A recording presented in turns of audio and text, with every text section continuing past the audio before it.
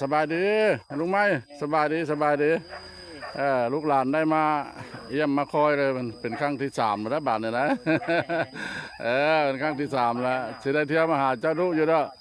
เฮ้ได้พาเงินพาซานเจ้าเนี่ยนะเมื่อนอนกะลันบ่รับเป็นห่วงอยากให้เจ้าได้อยู่ดีไม่แห้งอยู่นะเออจะขึ้นว่ายันบุคคบเจ้าซะเถอะโดย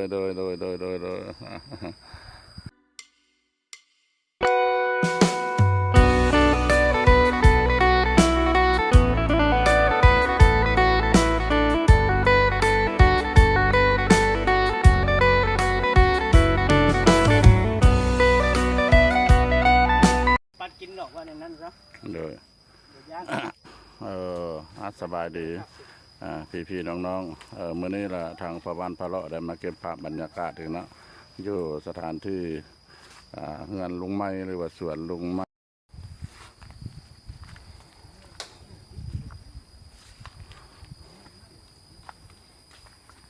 อันนี้แหละเพื่อนก็ลูกหลานเนาะลูกหลานได้มาหลายเทื่อหลายที่แล้วก็บ่มีบ่อนนั่งบนเสาเนาะอยากอยากลมเพิ่นกับบ่มีบ่นั่งแล้วก็เลยบอกให้เพิ่นเฮ็ดเป็นเตียงเป็นฮ้านเพิ่นก็เฮ็ดคือในนี้แหละท่านผู้ชมเลยในนี้แหละเพิ่นเฮ็ดให้พอได้นั่งเนาะพอได้นั่งเวลามันฮ้อนมันหยังก็มาได้เช้าเมื่อยเช้าแคนก็หมดอยู่แล้ว3-4 คนคันว่าหลายคนนึงก็บ่หมดเพิ่นก็บ่มีอันปูเพิ่นก็เอายางนี่ละปูเนาะเพิ่นก็ปูด้วยไม้แบบนี้เดี๋ยวละเพิ่นปูด้วยไม้แบบนี้เพิ่นไปเอาอันนี้มาเอายางดำมันนี้มาห้องเนาะนั่นนี่ละเพิ่นก็ยากจนเนาะบ่มี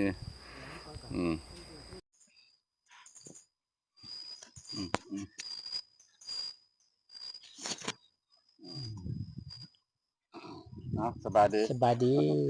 อันนี้เขาก็ได้มามาล้มเนาะมาปรึกษาหารือกับแม่นโดย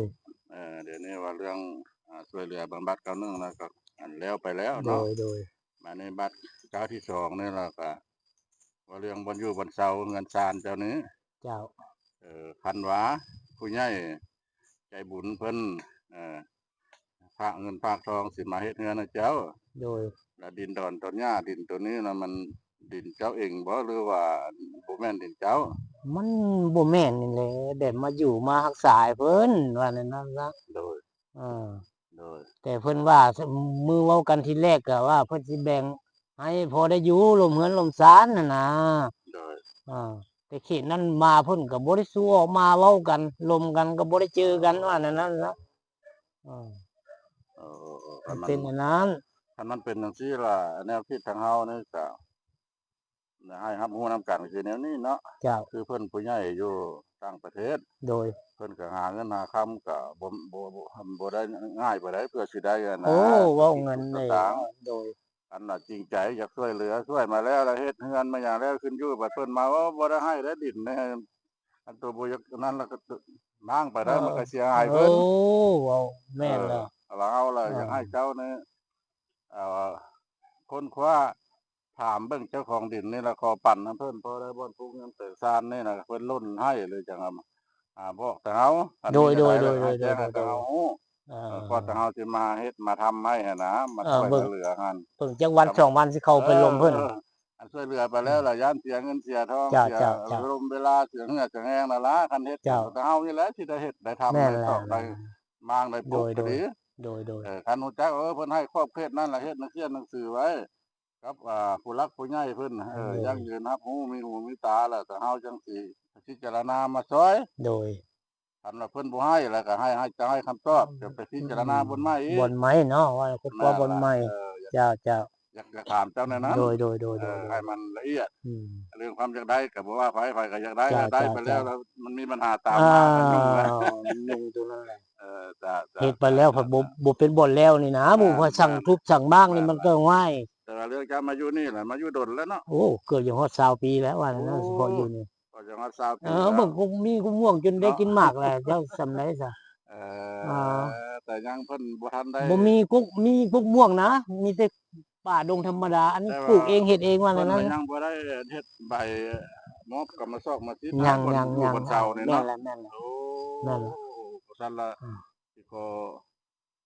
อันนี้ละโจะไว้ก่อนเนาะท่า ดิน ผู้ชม ดิน เาะ นี่ ค เพิ่น ค ว่า เบิ่งก่อน ดินนี่เพิ่นซื้อน้ำไทยบ้านยางเพิ่นว่าไทยบัดสมบ้านยางดิน โดย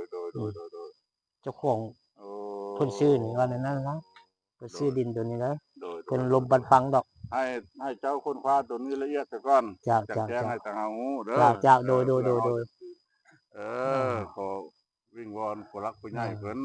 ดิมารุ่นหน้าสิให้ความตอบว่านั่น แม่ นะ นเฮ็ดไปแล้วก็อยากให้เจ้าอยู่สะดวกสบาย แม่นๆๆสา เฮ็ดไปแล้วก็ ธุ มือบ่ไล่นี่อยู่ โอ้ว้าวก็หมดกำลังใจเลยเดี๋ยวนั้นบ่มีกำลังใจอีก เออเอาแต่อันนั้นแล้วเนาะ เจ้า ตกลงกันเนาะ แม่นแหละโดยอยู่ดีนี่เอาเป็นพ่อเป็นแม่ ขอฝากฟังนำ ขอฟังนำโอ้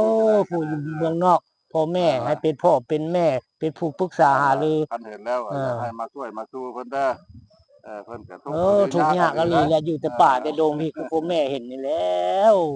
พาพ้นพาวิทย์ในบททุกข์บทยากนี่พูดแล้วได้ลำบากกาบกรรมนี่พ่อแม่เอ้ยบ้านเมืองมันสาธุให้ห่างให้มี ทางสั้นแล้วก็สิขออนุญาตเนาะ โดย ขอฟังเนื้อพักโตกับผู้หลักผู้ใหญ่นี่ล่ะอยากให้ช่วยให้สู้ได้ทุกข์กระทบกะหลีเพิ่นก็ได้เนาะการถ่ายทำการ